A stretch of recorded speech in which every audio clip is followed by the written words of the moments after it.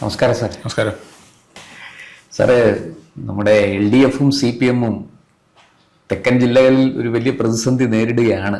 തീർച്ചയായും അമ്പലപ്പുഴയിൽ നടന്ന സുധാകരന്റെ സ്വതന്ത്ര സ്ഥാനാർത്ഥി പ്രഖ്യാപനം അവരെ വലിയ പ്രതിസന്ധിയിലാക്കിയിട്ടുണ്ട് എന്നുള്ളത് സത്യമാണ്. പിന്നെ പാർട്ടി മിഷണറിയൊക്കെ ഉപയോഗിച്ച് അതിനെ നേരിടും. ഇപ്പോഴൊരു പുതിയ തലവേദന കൂടെ വന്നിരിക്കുകയാണ്.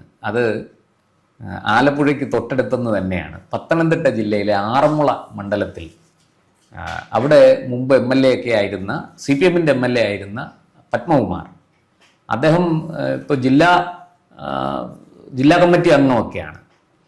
നേരത്തെ ദേവസ്വം ബോർഡ് പ്രസിഡന്റ് ആയിരുന്നു. അദ്ദേഹം ഇപ്പോൾ ചില വെളിപ്പെടുത്തലുകൾ നടത്തും എന്ന് പറഞ്ഞ് രംഗത്ത് വന്നിരിക്കുകയാണ്. അത് പഴയ ദേവസ്വം മന്ത്രി കടകംപള്ളി സുരേന്ദ്രനെതിരെയാണ്. അദ്ദേഹം ഈ സ്വർണ്ണക്കൊള്ള കേസിൽ അറസ്റ്റിലായി ജയിലിൽ ആയിരുന്നു. സ്വാഭാവിക ജാമ്യം കിട്ടി പുറത്തിറങ്ങിയതാണ്. അദ്ദേഹത്തിന് ഒരുപാട് രഹസ്യങ്ങൾ പങ്കുവയ്ക്കാനുണ്ട്. അങ്ങനെയെങ്കിൽ ഈ സുധാകരന് പുറകെ പത്മകുമാറും പാർട്ടിക്കെതിരെ അതിശക്തമായ നിലപാടെടുത്ത് രംഗത്ത് വരുമോ? ആറന്മുള മറ്റൊരു അമ്പലപ്പുഴയാകുമോ? അങ്ങേക്ക് എന്ത് തോന്നുന്നു? ഇതിനുള്ള സാധ്യത നിൽക്കുന്നത് ഒറ്റ കാരണത്താലാണ്. പത്മകുമാർ ഇപ്പോൾ സൗമ്യനായി നിൽക്കാൻ തയ്യാറാണ്. കാരണം ജാമ്യമൊക്കെ പാർട്ടി കൂടെ സഹായിച്ചൊക്കെയാണ് ജാമ്യം കിട്ടിയത്. ഭരണത്തിന്റെ തണലിൽ തീർച്ചയായിട്ടും ആ ഒരു റിപ്പോർട്ട്, പിന്നെ SITയുടെ കുറ്റാന്വേഷണ റിപ്പോർട്ട് കൊടുക്കാത്തത് കൊണ്ടാണ് സ്വാഭാവിക ജാമ്യം കിട്ടിയത്. അതെ. അപ്പൊ ആ ഒരു സാഹചര്യത്തിൽ അദ്ദേഹത്തിന് ആ വിധത്തിൽ ഒരു ചെറിയ നന്ദിയുണ്ട്. പക്ഷെ എന്നാലും തന്നെ വേണ്ട രീതിയിൽ പാർട്ടി പരിഗണിച്ചില്ല, അല്ലെങ്കിൽ മറ്റു ചിലർക്ക് വേണ്ടി തന്നെ ബലിയാടാക്കി എന്നുള്ള വിചാരം അദ്ദേഹത്തിനുണ്ടെന്നാണ് അദ്ദേഹത്തിന്റെ അടുത്ത വൃന്ദങ്ങളിൽ നിന്ന് നമ്മൾ മനസ്സിലാക്കുന്നത്. അപ്പൊ അങ്ങനെയാണെങ്കിൽ ഇനി തനിക്കെതിരെ പാർട്ടി നോട്ടീസ് തരികയും അച്ചടക്ക നടപടി സ്വീകരിക്കുകയും പാർട്ടിയിൽ നിന്ന് പുറത്താക്കാനോ അല്ലെങ്കിൽ പാർട്ടിയിൽ തരം താഴ്ത്താനോ എന്തെങ്കിലും നടപടി എടുക്കുകയോ ചെയ്യും എന്നൊരു ഭയം പത്മകുമാറിന് വന്നിട്ടുണ്ട്. അങ്ങനെ എന്തെങ്കിലും നീക്കം വന്നാൽ താങ്കൾ പറഞ്ഞതുപോലെ പത്മകുമാർ അടുത്ത ഒരു സുധാകരനായി രംഗപ്രവേശനം ചെയ്യാം. ഒരു പ്രസ് കോൺഫറൻസ് പ്രതീക്ഷിക്കാം. ആറന്മുളയിൽ നിന്നും നമുക്ക് ഉടനെ പ്രതീക്ഷിക്കാം. അതിനുള്ള സാധ്യതകൾ ഇട്ടുകൊടുക്കേണ്ടത് മാർക്സിസ്റ്റ് പാർട്ടിയാണ്. അവരുടെ നോട്ടീസ് എങ്ങനെയായിരിക്കും അദ്ദേഹത്തിന് പോകുന്നത് എന്നുള്ളതിനെ ആശ്രയിച്ചാണ് ഇരിക്കുന്നത്. പാർട്ടിയിൽ നിന്ന് ലഭിച്ച ചില സൂചനകൾ, അവർക്ക് ഈ ശബരിമല സ്വർണ്ണക്കൊള്ള കേസിൽ ഒരു പ്രതിയെ മുന്നിലിട്ടുകൊടുത്തേ പറ്റൂ. ഈ ജനങ്ങളുടെ മുന്നിലേക്ക് ഒരു പ്രതിയെ ഇട്ടുകൊടുത്തേ പറ്റൂ.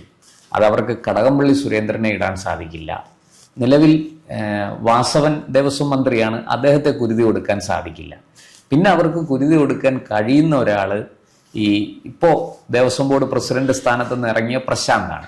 പ്രശാന്ത് തീർച്ചയായിട്ടും കേസിൽ പെടും എന്നുള്ള കാര്യം തീർച്ചയാണ്. അതുകൊണ്ട് തന്നെ പാർട്ടിക്ക് അക്കാര്യത്തിൽ വലുതായിട്ടൊന്നും ചെയ്യാനില്ല. പക്ഷേ അതിലെല്ലാം ഉപരി ഒരു കമ്മ്യൂണിസ്റ്റുകാരനെ പ്രതിയാക്കി വിശ്വാസികളുടെ, അയ്യപ്പ ഭക്തരുടെ മുന്നിലേക്ക് ഇട്ടുകൊടുക്കണം. ഇല്ലെങ്കിൽ പത്തനംതിട്ട, ആലപ്പുഴ, കൊല്ലം ജില്ലകളിലൊക്കെ വലിയ തിരിച്ചടി, കേരളമൊട്ടാകെ അതിന്റെ പ്രതിധ്വനി ഉണ്ടാകുമെന്നുള്ളത് സംശയമില്ല. അതുകൊണ്ട് തന്നെയാണ് അവർ പത്മകുമാറിനെ ടാർഗറ്റ് ചെയ്യുന്നത് എന്ന ഒരു സൂചന പാർട്ടിക്കുള്ളിൽ നിന്ന് തന്നെ ലഭിക്കുന്നുണ്ട്.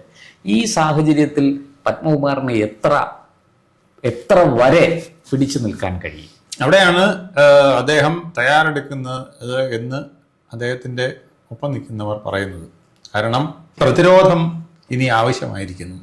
ഇന്നലെ വരെ പോയ പോലെ പോയാൽ പോരാ. ഇന്നലെ വരെ അദ്ദേഹം വാമൂടി തീർച്ചയായിട്ടും അനുസരിച്ച് ദൈവതുല്യം കരുതിയവർ എന്നൊക്കെ പറഞ്ഞ് അദ്ദേഹം പോയി. പക്ഷെ ഇനി അത് പറ്റില്ല. താൻ ചില വിവരങ്ങൾ വെളിപ്പെടുത്തും എന്നുള്ള രീതിയിലാണ് അദ്ദേഹം പോകുന്നത്. കാരണം എല്ലാ തോക്കുകളും എനിക്കെതിരെ വന്നാൽ ഞാൻ മാത്രമല്ല ഇതിൽ ബലിയാട്. എന്നെ അങ്ങനെ ബലിയാടാക്കാൻ നോക്കണ്ട. ഞാൻ ഒറ്റയ്ക്ക് മുങ്ങില്ല, ഒപ്പം ചിലരെയും കൊണ്ടേ പോകൂ. അതിലിപ്പോ പാർട്ടിക്ക് വന്നിരിക്കുന്ന പ്രശ്നം, കടകംപള്ളി അവർക്ക് ആയുധമാക്കാൻ കഴിയില്ല. കാരണം ഇതുവരെയുള്ള കാര്യങ്ങളിലൊക്കെ ഒരുവിധം രക്ഷപ്പെട്ടു നിൽക്കുന്ന ആളാണ്. അപ്പൊ കൊണ്ട് വലിച്ചിട്ട് ഒരു പ്രശ്നം ഉണ്ടാക്കാൻ കഴിയില്ല. കടകംപള്ളിയെ വിട്ടുകൊടുക്കാൻ പാർട്ടിക്ക് ഒട്ടും തന്നെ സാധ്യമല്ല.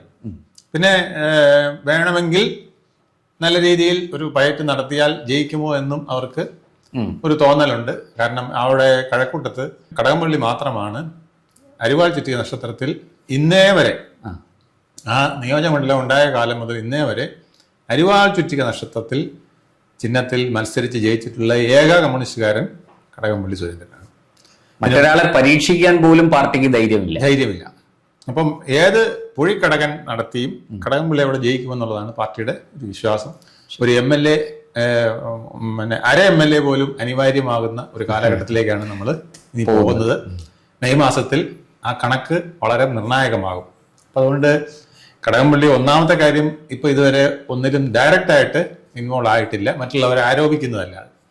SIയുടെ മുമ്പിലും അദ്ദേഹം തലയൂരി നിൽക്കുകയാണ്, ഇലക്ഷനിൽ നിൽക്കാനും പോകുന്നു. അപ്പൊ കടകംപള്ളി ഒരിക്കലും ആ സാധ്യതയിൽ അല്ലെങ്കിൽ പാർട്ടിയുടെ ഈ തോക്ക് ചൂണ്ടാനുള്ള ഒരു സാധ്യത പട്ടികയിലേക്ക് ഒരിക്കലും വരാൻ സാധ്യതയില്ല. പിന്നെ രണ്ടാമത്തെ ആള് വാസവനാണ്. അദ്ദേഹം മന്ത്രിയാണ്. അദ്ദേഹത്തെ തൊട്ട് കഴിഞ്ഞാൽ മന്ത്രിസഭയിലും മറ്റുള്ളവർക്കും എല്ലാം പ്രതിസന്ധിയിലേക്ക് വരുന്ന കാര്യങ്ങളുണ്ടാകും. അതും ഇതുപോലെ തന്നെ ഇന്ന് വരെ ഡയറക്റ്റ് ആയിട്ട് SITയുടെയോ ഹൈക്കോടതിയുടെയോ മറ്റേ ആരുടെയെങ്കിലും അദ്ദേഹത്തെ ചോദ്യം ചെയ്യാൻ പോലും വിളിപ്പിച്ചിട്ടില്ല. അപ്പൊ അങ്ങനെ ഒരു പ്രശ്നം അവിടെ നിൽക്കുന്നില്ല. കടകംപള്ളിയെ 2 തവണ ചോദ്യം ചെയ്യാൻ വിളിപ്പിച്ചു. ഇത് അതുപോലും ഇല്ല. അപ്പൊ അങ്ങനെ ഒരു പ്രശ്നമില്ല. പിന്നെ ഒരാളുള്ളത് പ്രശാന്താണ്. അവര് കൈവിടും. പ്രശാന്തിനെ പ്രതിയാക്കിയാലും പ്രതിയാക്കിയില്ലെങ്കിലും ജയിലിലാക്കിയാലും പാർട്ടിക്കൊന്നുമില്ല. അതുകൊണ്ട് ആ പ്രശാന്തിനെ അങ്ങനെ കരുവാക്കി ഇട്ടുകൊടുത്തത് കൊണ്ട് പാർട്ടിക്ക് ഒരു ഗുണവും ഉണ്ടാക്കാൻ പോകുന്നില്ല. പാർട്ടിക്ക് ഗുണം ഉണ്ടാവണമെങ്കിൽ പാർട്ടിയിലെ ഒരു വമ്പനെ ഞങ്ങൾ വരുതിയിൽ നിർത്തി പൂട്ടി, ഞങ്ങൾ കുറ്റക്കാരനെന്ന് കണ്ട ആളിനെ ഞങ്ങൾ പൂട്ടി. ആദ്യം ഞങ്ങൾ സംരക്ഷിച്ചു എന്നൊക്കെ നിങ്ങൾ പറയും, പക്ഷെ ഞങ്ങൾ സംരക്ഷിച്ചതല്ല. അതിന്റെ നിജസ്ഥിതി അറിയാൻ വേണ്ടി കാത്തിരുന്നതാണ്. ഇപ്പൊ ഞങ്ങൾക്ക് നിജസ്ഥിതി മനസ്സിലായി. ഇലക്ഷന് മുമ്പായിട്ട് ഞങ്ങൾ പൂട്ടി എന്ന് പറഞ്ഞ് പത്മകുമാറിനെ ബലിയാടാക്കാൻ സാധ്യതയുണ്ട് എന്നുള്ളതാണ്. ആ നീക്കം തിരിച്ചറിഞ്ഞത് കൊണ്ട് തന്നെയാണ് പത്മകുമാർ ഇപ്പോൾ ചില വെളിപ്പെടുത്തലുകൾ നടത്തും എന്ന് പറയുന്നതും.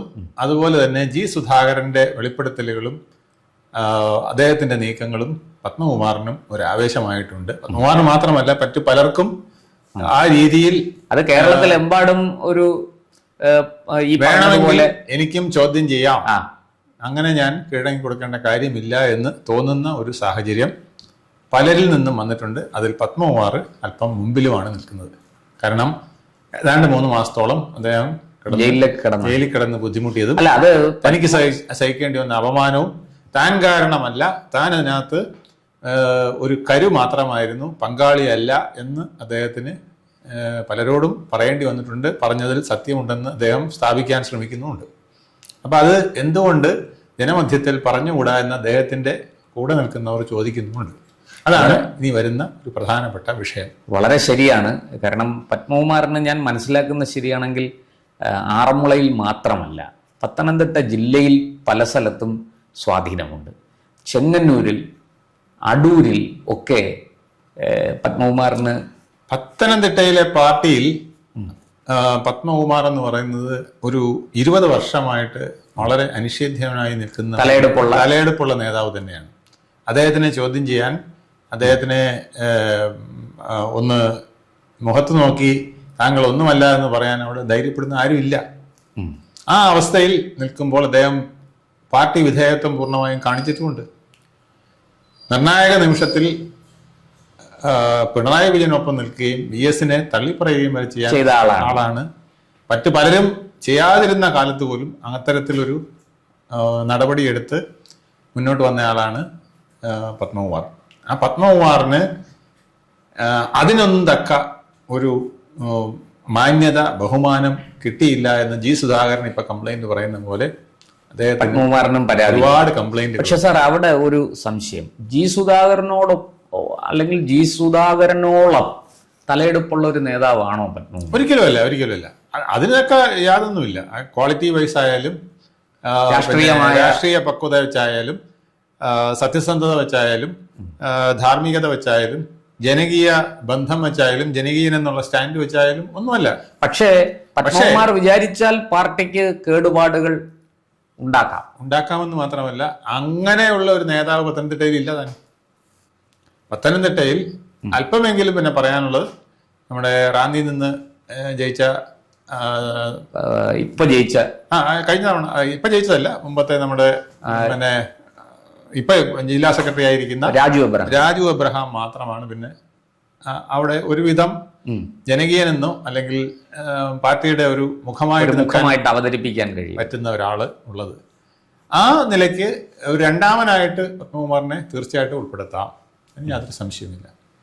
രണ്ടാമനായിട്ട് പത്മകുമാർ വരാനായിട്ട് യാതൊരു വിധത്തിലും മടിക്കേണ്ട കാര്യമില്ല. അദ്ദേഹം അത്തരത്തിലുള്ള ഒരു നിലപാടുകളെടുത്ത് നിന്നിട്ടുണ്ട്. ഈ ആറന്മുളയിൽ നിന്ന് ജയിച്ച ഒരു മന്ത്രി, ആരോഗ്യ വകുപ്പ് കൈകാര്യം ചെയ്യുന്ന മന്ത്രി വീണ ജോർജ് ഉണ്ട്. പക്ഷെ വീണ ജോർജൊക്കെ ഈ പറഞ്ഞതുപോലെ വലിയ രീതിയിൽ ജനരോഷം നേരിട്ടുകൊണ്ടിരിക്കുക. തീർച്ചയായിട്ടും വീണ ജോർജിന് സംസ്ഥാന കമ്മിറ്റിയിൽ ഒരു സ്ഥാനം കൊടുത്തപ്പോൾ അത് തനിക്ക് കിട്ടേണ്ടതായിരുന്നു എന്ന് അനുഭവിക്കുന്ന ആളായിരുന്നു പത്മകുമാർ. അതെ, കലാപം ഉയർത്തി അതിന്റെ പ്രത്യാഘാതവും കൂടി ആയിരിക്കാം ഒരുപക്ഷെ അദ്ദേഹത്തിന് കൂടുതൽ ക്രൂശിക്കപ്പെട്ടതെന്നും അദ്ദേഹവും അദ്ദേഹത്തിന്റെ കൂടെ നിൽക്കുന്നവരും വിശ്വസിക്കുന്നുമുണ്ട്. അപ്പൊ ഈ കാരണങ്ങളെല്ലാം കൊണ്ട് തന്നെ ഒരു പത്രപ്രസ്താവന, ചിലപ്പോൾ ഒരു നീക്കം, അതായത് ഈ കടകംപള്ളിയെ രക്ഷിക്കാൻ വേണ്ടി പത്മകുമാറിനെ കുരുതി കൊടുത്തുകൊണ്ട് പാർട്ടി ഒരു നിലപാട് സ്വീകരിച്ചാൽ പത്മകുമാർ പൊട്ടിത്തെറിക്കും. പല രഹസ്യങ്ങളും പുറത്തു വരും. നിലവിൽ കടകംപള്ളിക്കെതിരായിട്ട് ഈ കേസിലെ മറ്റൊരു പ്രതിയായ ഉണ്ണികൃഷ്ണൻ പോറ്റി ചില വെളിപ്പെടുത്തലുകളൊക്കെ നടത്തിയിട്ടുണ്ട്. അത് തന്നെ ഇപ്പം ഈ ഇലക്ഷൻ സമയത്ത് വലിയ ചർച്ചയാവും, ഒരു വലിയ വള്ളിയായി കടകംപള്ളിയെ ചുറ്റിക്കൊണ്ടിരിക്കുകയാണ്. പിന്നെ പത്മകുമാറിന്റെ കേസിൽ ജി സുധാകരന് സംഭവിക്കുന്ന പോലെ സംഭവിക്കാനില്ലാത്തൊരു കാര്യം, കോൺഗ്രസ് എന്തായാലും പിന്തുണ കൊടുക്കില്ല, BJP എന്തായാലും പിന്തുണ കൊടുക്കില്ല. പത്മകുമാർ സ്ഥാനാർത്ഥിയായി സ്വതന്ത്രനായിട്ട് നിന്നാലും ആറന്മുള സ്വതന്ത്രനായിട്ട് നിൽക്കാവുന്നേ ഉള്ളൂ. അദ്ദേഹത്തിന് പ്രത്യേകിച്ച് ഫലമൊന്നുമില്ല. പക്ഷെ യാതൊരു കാരണവശാലും UDF-ന്റെയോ BJP-യുടെയോ പിന്തുണ കിട്ടില്ല. പക്ഷേ അദ്ദേഹത്തിന് ചില വെളിപ്പെടുത്തലുകൾ നടത്തി പാർട്ടിയെ വലിയ സമ്മർദ്ദത്തിലാക്കാം, പാർട്ടിയെ വെട്ടിലാക്കാം. പിന്നെ ആറന്മുളയിൽ സ്വതന്ത്രനായിട്ട് നിന്നാൽ ചിലപ്പം പിന്നെ കുറച്ചുകൂടെ ആ ഇലക്ഷൻ തീരുന്ന നല്ല കാര്യങ്ങൾ ബന്ധങ്ങളുള്ള ആളുണ്ട്. ധാരാളം അവരുടെ ആ പത്മകുമാറിന്റെ കുടുംബത്തിന് തന്നെ ഒരുപാട് വലിയ സ്വാധീനം.